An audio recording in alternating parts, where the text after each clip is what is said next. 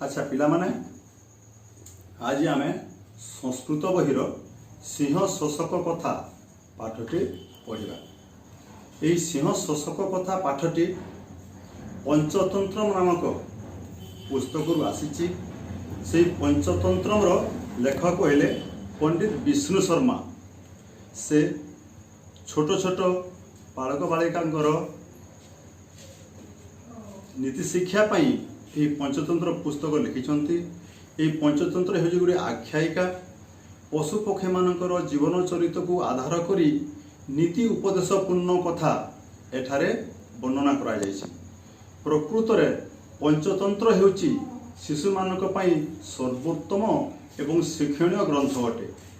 एही सिंह शोषक कथा पाठरे बुद्धि बल रे किपरि गोटे ठेकुआ सिंह को विनाश करि पारिछि, बुद्धि शक्ति ठारू मध्य अधिक शक्तिशाली, शारीरिक शक्ति ठारू बुद्धिर बल बेसी, यह यही पाठरे प्रतिपादन करा जायछि। मूल कथार संक्षेप एठारे दिया जायछि। कोनोसी गोटे बनरे भास्वरक नाम रे गोटे सिंह बास करुथिला। हमर संस्कृत बहिर लेखा हिसाब रे कस्मिश्चित बने भास्वरक नाम सिंह प्रतिबसति स्म। प्रतिबसति स्म अर्थ बास करुथिला। भासुरक नाम भासुरक नामक अथा सब नित्यमेव अनेक मृग शोषकादीन व्यापादयति। अथ जग असौ अथासौ संधि नित्यम जग एव नित्यमेव शोषक जग आदीन शोषकादीन व्यापादयति विनाश करुथिला, हत्या करुथिला। एहा परे सही सिंह प्रतिदिन पशु मानू हत्या करी किपरि पशु मृग शोषक हरिण इत्यादि तृणभोजी प्राणी मानू हत्या करी से निजर जीविका निर्वाह करुथिला। अन्यद्यु तद्वनजा सर्वे बराहादयो मिलित्वा तम अभ्युपेत्य प्रोचुः।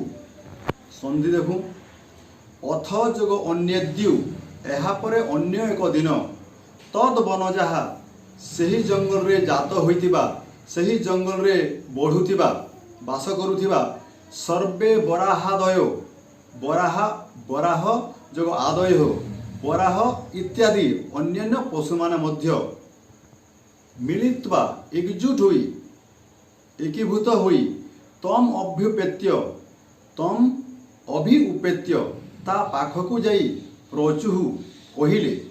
एहा परे दिने सही जंगल रे बास करुथिबा बराह हाथी हरिण कुटुरा संबर इत्यादि सबु प्रकार जीवजंतु एकजुट होई सेही भासुरक सिंह पाखकु गले एवं ताकू कहिले मामीन संबोधन प्रथमा हे स्वामी हे छामु हे मणिमा कि मनेन सकल मृगबधेन नित्यमेव जतस्तव एकेनापि मृगेण तृप्तिर्भवति।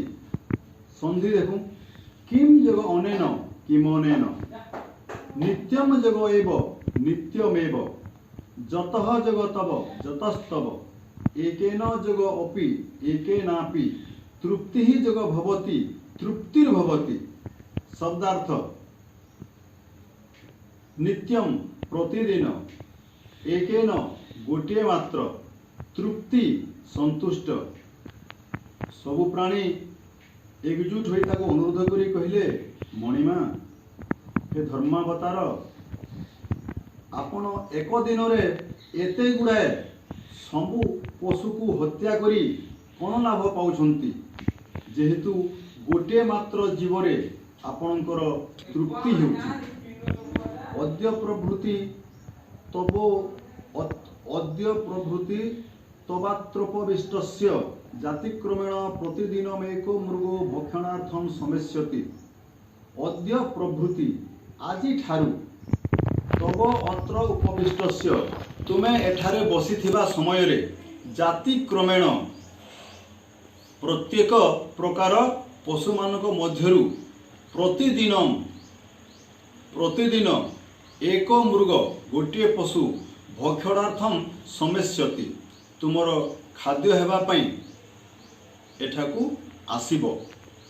एवं कृते तव तावत् प्राणयात्रा क्लेशम विना भविष्यति अस्माकं च पुनः सर्वच्छेदन न स्यात्। एपरि करा जानते तुमर मध्य जीवन यात्रा बिना परिश्रम होई पारिबो एवं आमर मध्य सर्वच्छेदन अर्थात सर्वनाश हेबो नाही।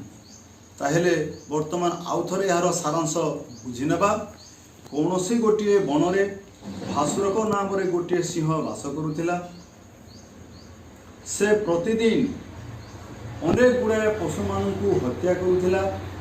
दिने समस्त पशु एकजुट होई भासुरक सिंह पाखक जाई ताकू अनुरोध करी कहिले, हे स्वामीन, हे धर्मावतार, आपण एक संगरे अनेक गुड़ा पशु मानू कहीं प्रतिदिन मारी पकाउछंती, जेहेतु गोटे मात्र प्राणीर मांसरे आपण संतुष्ट होइछंती। जदि एपरि करिवे ताहेले आमर बहुत क्षति हेबो। आजि ठारू आमे समस्ते निष्पत्ति नेइछु, आजि ठारू तमे बसी थिबा स्थान को जाति क्रम रे गोटे पशु निश्चय आसीबो एवं से तुमर खाद्य हेबो। तुमे ताकू बिना परिश्रम रे खाइबो।